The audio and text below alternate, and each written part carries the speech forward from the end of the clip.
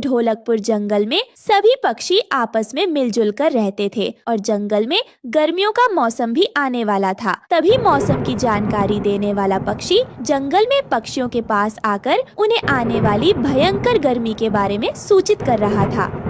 सुनो सुनो सुनो, इस बार भी हर साल की तरह गर्मी पड़ने वाली है, लेकिन इस बार पहले से भी ज्यादा गर्मी पड़ेगी, तो सभी पक्षी अपने लिए रहने की व्यवस्था कर ले।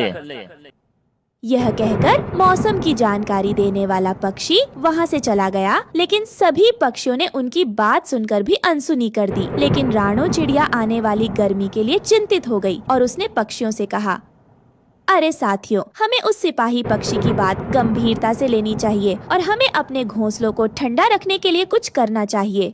अरे रानो, ऐसी कोई बात नहीं है। हर साल की तरह इस बार भी गर्मी उतनी ही पड़ेगी, तुम देख लेना। और वैसे भी हमारे घोंसले तो घास के ही हैं।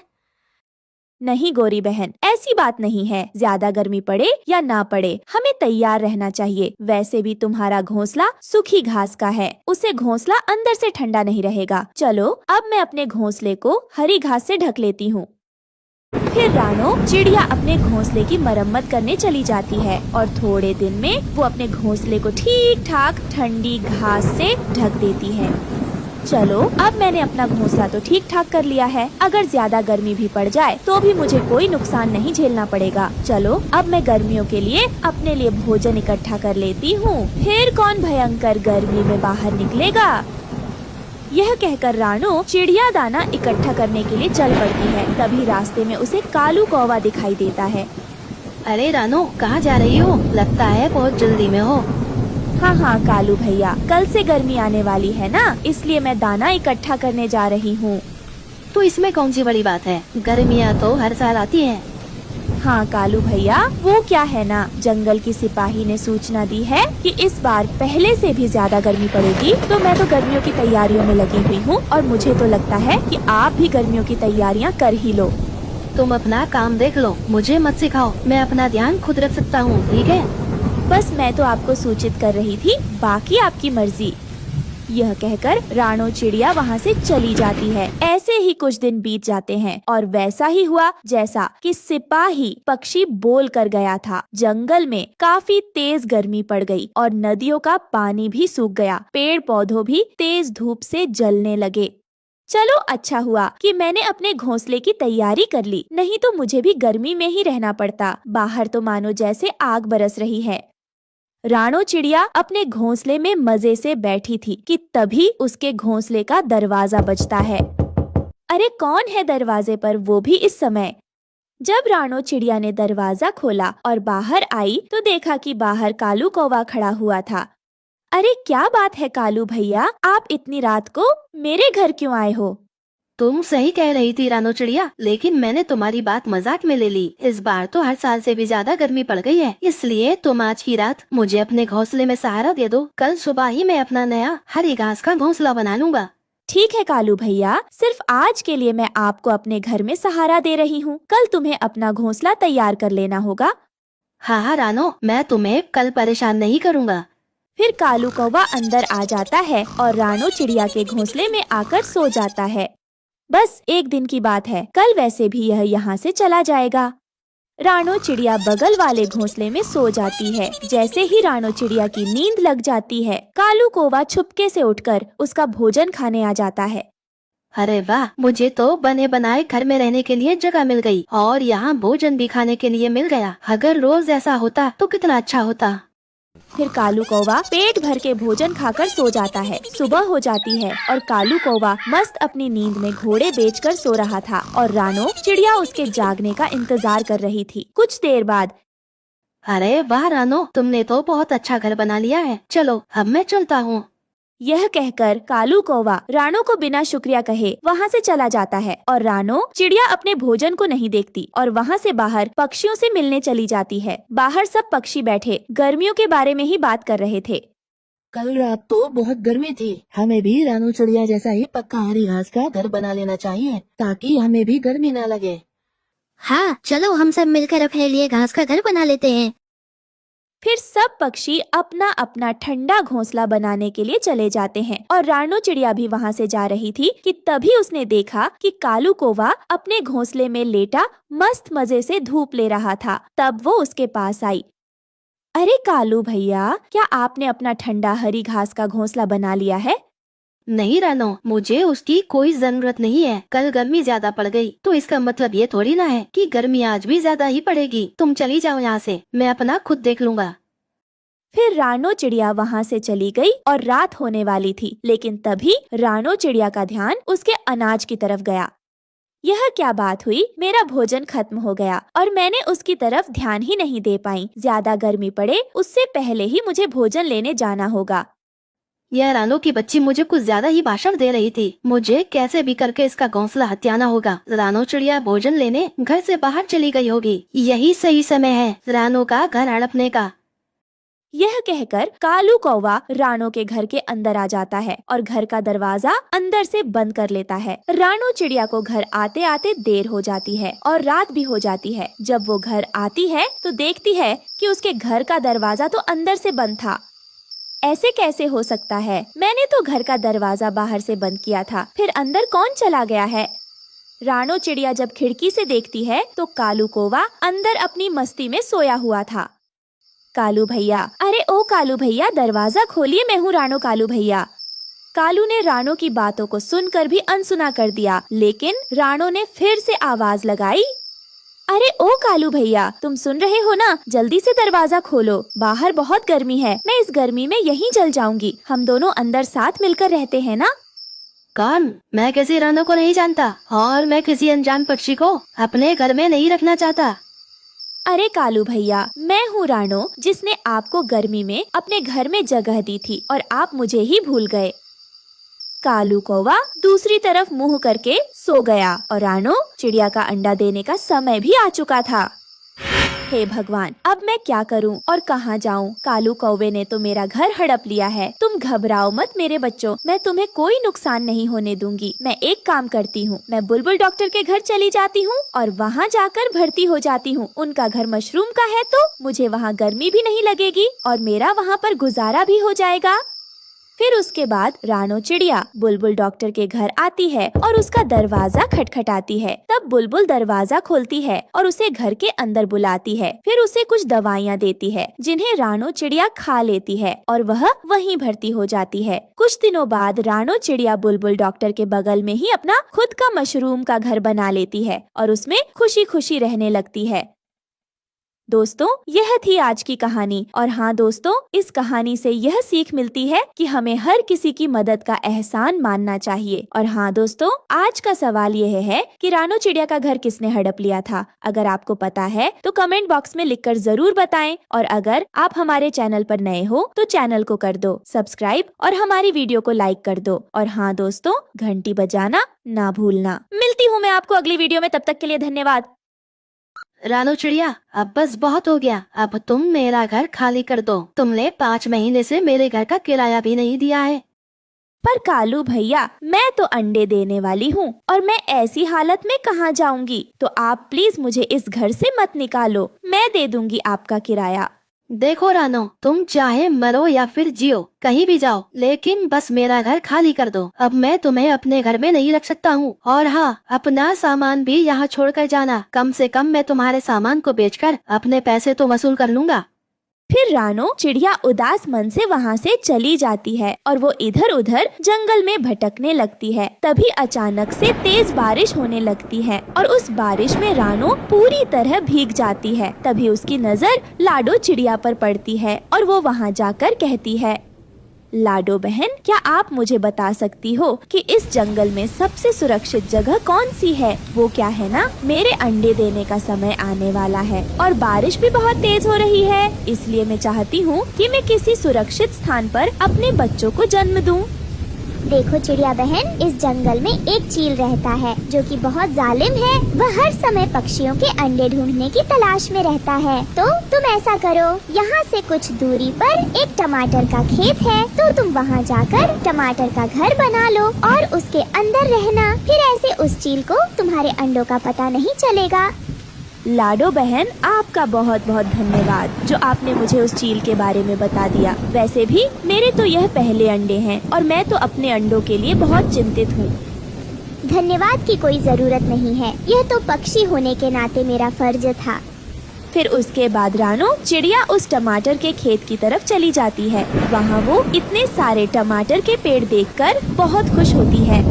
अरे वाह, यहाँ तो बहुत सारे टमाटर हैं, तो क्यों ना मैं इन टमाटरों से अपने लिए घर बना लूं। उसमें मैं और मेरे अंडे सुरक्षित रहेंगे और टमाटर का घर ठंडा भी रहेगा। ये कहकर रानो चिड़िया जल्दी से अपने लिए एक टमाटर का घर बना लेती है। लाख लाख शुक्र है ऊपर वाले का, मेरा टमाटर का घर बन गया। अब यहाँ पर मेरे अंडे सुरक्षित रहेंगे। फिर कुछ दिनों बाद रानो चिड़िया 2 अंडे दे देती है। रानो चिड़िया तो अपने अंडों को देखकर बहुत खुश थी। रानो चिड़िया को वहाँ टमाटर का घर बनाने से एक फायदा यह भी था कि उसे भोजन की तलाश में दूर नहीं जाना पड़ता। वह वहीं से टमाटर लेकर खा लेती और फिर अपने अंडों का ध्यान रखती। रानो चिड़िया हर दिन गिन गिन कर गुजार रही थी कि कब उसके अंडों से बच्चे बाहर आएंगे, और फिर आखिरकार वो दिन आ जाता है जब रानो चिड़िया के दोनों अंडे से बच्चे बाहर आते हैं। रानो तो अपने दोनों बच्चों को देखकर बहुत खुश थी और फिर वो अपने बच्चों को खूब प्यार करती है। और इस तरह कुछ दिन बीत जाते हैं। एक दिन रानो चिड़िया पास में ही इंसानों की बातें सुनती है। सुनो जी, कल हम ये फसल काटना शुरू कर देंगे और मैंने दराती लोहार को दी हुई है, कल उससे दराती लेकर आ जाना। यह कहकर वो इंसान वहाँ से चले जाते हैं। रानो चिड़िया तो यह सब सुनकर बहुत परेशान हो जाती है, क्योंकि अभी उसके बच्चे बहुत छोटे थे और वो अभी उड़ना नहीं जानते थे। हे भगवान, अब मैं क्या करूं? मैं अब अपने बच्चों को लेकर कहाँ जाऊंगी? मेरे बच्चे तो अभी बहुत छोटे हैं और वह तो उड़ना भी नहीं जानते हैं। अगर इन इंसानों ने यह फसल काट दी तो उस जालिम चील की नजर तो मेरे बच्चों पर पड़ जाएगी। फिर कहीं वो चील मेरे बच्चों को खा ना जाए। मैं क्या करूं? मुझे कुछ समझ नहीं आ रहा है। रानो चिड़िया तो यह सब सुनकर बहुत परेशान हो जाती है और वो इसी परेशानी में उस लाडो चिड़िया के पास आती है। अरे आओ चिड़िया, कैसी हो और तुम्हारे बच्चे कैसे हैं? तुम सब ठीक तो हो ना? हाँ लाडो बहन, मैं बिल्कुल ठीक हूँ और मेरे बच्चे भी बिल्कुल ठीक हैं। लेकिन रानो बहन, एक मुश्किल आ गई है। फिर रानो उस लाडो चिड़िया को वो सारी बात बताती है, जिसे सुनकर लाडो कहती है, ये तो रानो बहुत परेशानी वाली बात है। तुम्हारे बच्चे वहाँ सुरक्षित हैं। अगर तुम उन्हें कहीं और लेकर जाओगी तो उनके लिए बहुत खतरा है। कहीं वो चील उन्हें देख ना ले और उन्हें खा ना ले। इसीलिए मेरे दिमाग में एक बात आ रही है। जो इंसानों की फसल है, हम उनके पास जाते हैं और उनसे विनती करते हैं कि कुछ दिनों के लिए वो अपनी फसल ना काटे। लाडो बहन, क्या वो हमारी बात मान जाएंगे? देखो रानो, कुछ इंसान अच्छे होते हैं और कुछ स्वार्थी भी होते हैं, तो हम एक बार वहाँ जाकर देख लेते हैं। अगर वह इंसान अच्छे होंगे तो हमारी बात जरूर मान जाएंगे। तो चलो हम चलते हैं। फिर रानो और लाडो दोनों उन इंसानों से बात करने के लिए चली जाती हैं। लाडो बहन, यही है वो किसान की पत्नी जो फसल काटने की बात कर रही थी। ठीक है लाडो, तुम यहीं बैठो, मैं जाकर इन इंसानों से सावधानी से बात करती हूँ। हो सकता है यह मेरी बात मान जाएं। सुनो बहन जी, आप मुझे बहुत अच्छी इंसान लग रही हो। क्या आप मेरी एक बात मान सकती हो? हाँ हाँ, बोलो क्या बात है चिड़िया? वो क्या है ना, आप कुछ दिनों के लिए अपनी फसल ना काटो, क्योंकि मेरी एक दोस्त चिड़िया है जो कि अपने बच्चों के साथ तुम्हारे टमाटर के खेत में ही रहती है। अभी उसके बच्चे बहुत छोटे हैं, वह अभी उड़ना नहीं जानते हैं। वो 2-3 दिन में उड़ना सीख जाएंगे। तो आप कृपया करके 2-3 दिन तक फसल ना काटें। तू पागल तो नहीं हो गई है छोटी चिड़िया? मैं चिड़िया के चक्कर में अपनी फसल बर्बाद कर दूं? बारिशों का क्या पता, कभी भी शुरू हो सकती है। मैं अपनी इतनी मेहनत से की हुई फसल कैसे बर्बाद कर सकती हूँ? चल तू जा यहाँ से, नहीं तो एक लगाऊंगी जोर का डंडा। फिर लाडो उदास मन से वहाँ से वापस आ जाती है। क्या हुआ लाडो बहन, क्या वो इंसान आपकी बात मान गए या नहीं? रानो, उन्होंने मेरी बात नहीं मानी। वो तो बहुत लालची है, उसे तो हम पक्षियों की कोई परवाह नहीं है। अब हम क्या करेंगे? वो इंसान बातें कर रहे थे कि उन्होंने अपनी दरांती लोहार के पास भेजी है। चलो हम लोहार से बात करके देखते हैं। अगर उनके पास दरांती नहीं होगी तो वो ये फसल भी नहीं काट पाएंगे। फिर वो दोनों लोहार की तरफ आ जाते हैं। लोहार जी, आप मुझे बहुत अच्छे इंसान लग रहे हो, तो क्या आप मेरी मदद कर सकते हो? क्या बात है चिड़िया, जल्दी बताओ, क्योंकि मैं ये दरांती पेश कर रहा हूँ। नया किसान आता ही होगा अपनी दरांती लेने के लिए। लोहार जी, वो क्या है? आप ये दरांती कुछ दिनों के लिए उन्हें तेज करके ना दें, क्योंकि उन किसान के खेत में मेरा घर है और उसमें मेरे छोटे छोटे बच्चे हैं। अगर वो किसान अपनी फसल काट लेंगे तो वो दुष्ट मेरे बच्चों को खा जाएगा, तो आप प्लीज उसे दरांती ना दें। चिड़िया, तुम्हें अपने बच्चों की तो चिंता है, लेकिन अगर मैंने उस किसान को दरांती ना दी तो वो मुझे पैसे नहीं देगा। तो फिर मैं अपने बच्चों को क्या खिलाऊंगा? कहाँ से उनके लिए भोजन लेकर आऊंगा? फिर ऐसे वो लोहार भी उनकी बात नहीं मानता और फिर वो दोनों उदास होकर वहाँ से वापस आ जाते हैं और एक पेड़ पर बैठ जाती हैं। लाडो बहन, उस लोहार पर तो हमारी आखिरी उम्मीद थी, लेकिन अब हम क्या करेंगे? रानो, मेरे दिमाग में एक बात आ रही है। फिर उसके बाद लाडो रानो चिड़िया को सारी बात बताती है और फिर वहाँ से लोहार की तरफ चली जाती है। वो लोहार के पास वाले पेड़ पर ही बैठ जाती है और उस लोहार को देखने लगती है। जैसे उस लोहार की नजर इधर उधर होती है तो वो किसान की दरांती लेकर उड़ जाती है। फिर वो रानो के पास आती है। रानो, हमारा काम हो गया। अब तुम अपने घोंसले में आराम से रह सकती हो, क्योंकि मैंने वो दरांती एक ऊंचे पेड़ पर रख दी है। अब उसे कोई नहीं ढूंढ पाएगा। और तो और, नई बनने में तो 4-5 दिन लग जाते हैं। तब तक तो तुम्हारे बच्चे बड़े हो जाएंगे, लेकिन अभी तुम आराम से उस टमाटर घर में रह सकती हो। लाडो बहन, आपका बहुत बहुत धन्यवाद जो आपने मेरी इतनी मदद की। फिर इस तरह से रानो अपने टमाटर के बने हुए घर में अपने दोनों बच्चों के साथ खुशी खुशी रहने लगती है। दोस्तों, आपको हमारी आज की कहानी कैसी लगी? हमारी कहानी को लाइक करें, कमेंट करके अपनी राय हमें दें। आपके कमेंट और लाइक हमारे हौसले को बढ़ाते हैं। अगर आप हमारे चैनल पर नए आए हैं तो हमारे चैनल को सब्सक्राइब करना ना भूलें। आपका धन्यवाद।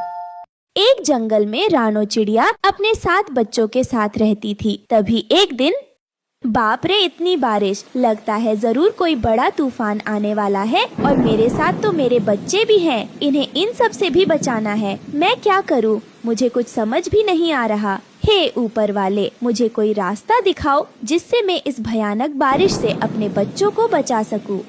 तभी रानो चिड़िया की बेटी गुड़िया अपनी माँ से कहती है, मम्मा, ये बारिश रुकेगी या नहीं? हम दोनों को बाहर खेलने जाना है। बताओ ना माँ, ये बारिश कब तक रुकेगी? मेरे बच्चों, इतनी बारिश में बाहर जाना ठीक नहीं। तुम दोनों यहीं रहो। मैं हम सबके लिए खाना लेकर आती हूँ। और हाँ, बाहर जाने की कोशिश बिल्कुल भी मत करना। मैं जल्द ही लौटूंगी, तुम मेरा इंतजार करना।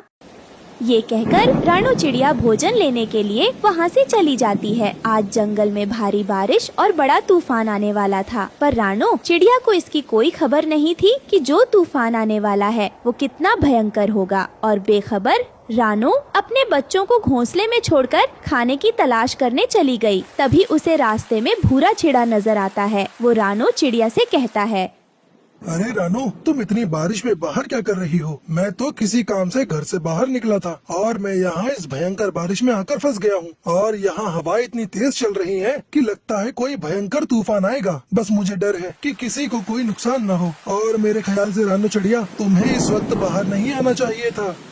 फिर रानो चिड़िया भूरा चिड़ा से कहती है, हाँ वो तो ठीक है भूरा भैया, पर मैं क्या करूं? बच्चों को भूख लगती है तो एक माँ को उनके खाने का इंतजाम करने बाहर जाना ही पड़ता है। चाहे कुछ भी हो जाए, एक माँ कभी अपने बच्चों को भूख से तड़पते हुए नहीं देख सकती है। इस वजह से मुझे इस भयंकर बारिश में अपने बच्चों को छोड़कर यहाँ आना पड़ा। मैं क्या करती? मेरे सिवा उनका कोई और है भी तो नहीं।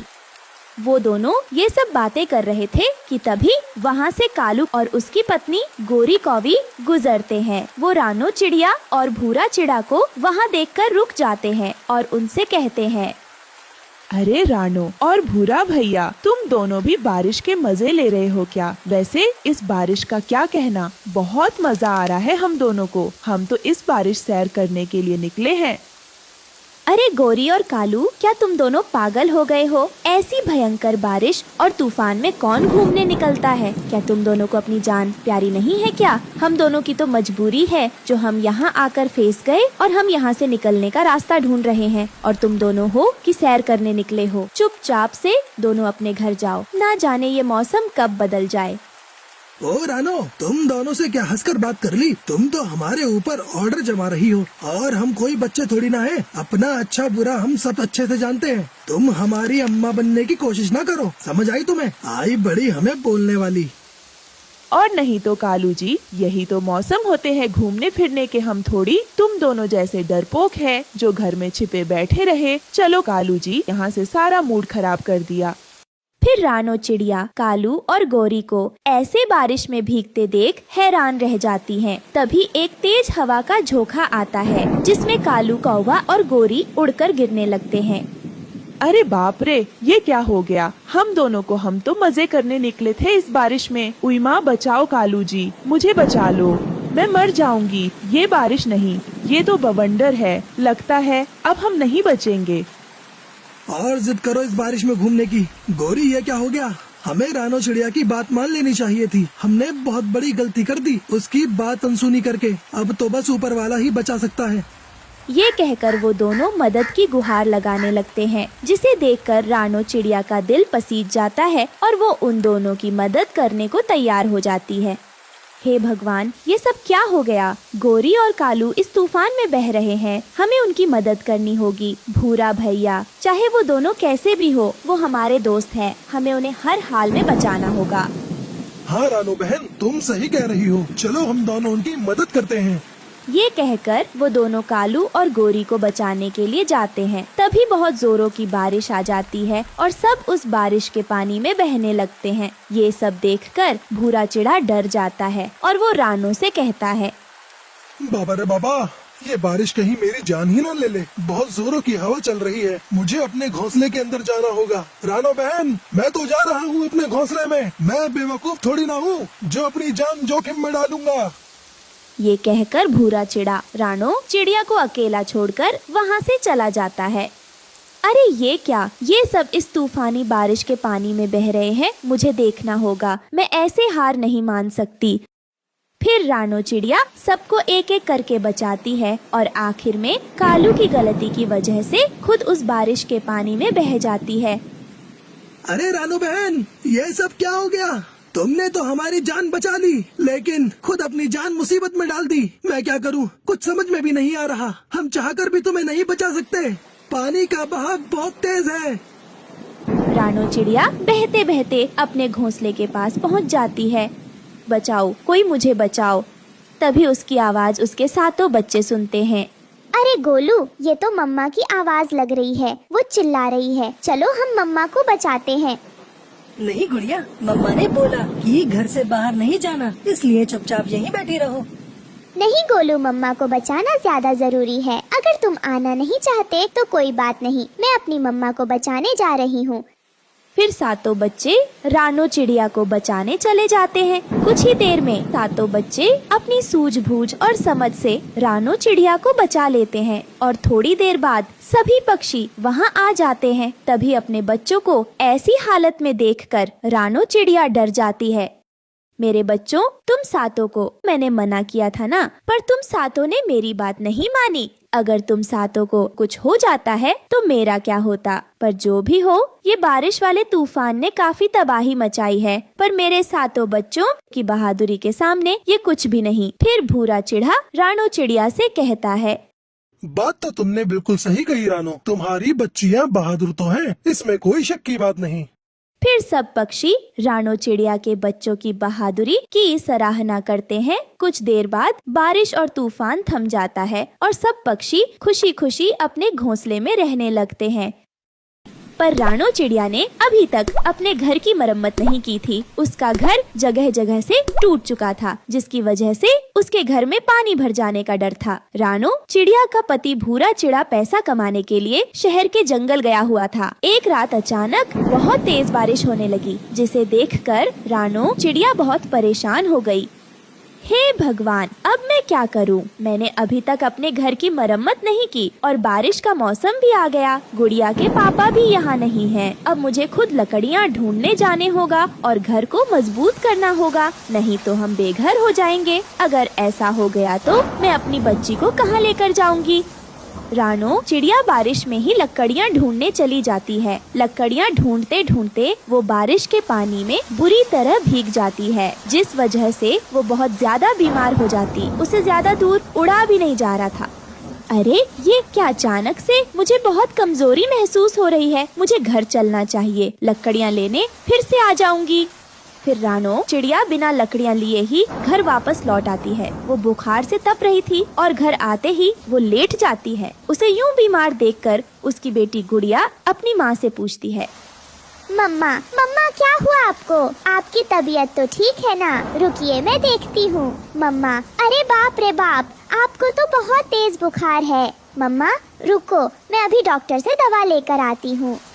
नहीं गुड़िया बेटी, बारिश बहुत तेज है, बाहर गई तो भीग जाओगी और अगर तुम भी बीमार पड़ गई तो तुम्हें कौन संभालेगा? मैं ऐसे ही ठीक हो जाऊंगी बिटिया, तुम परेशान मत हो।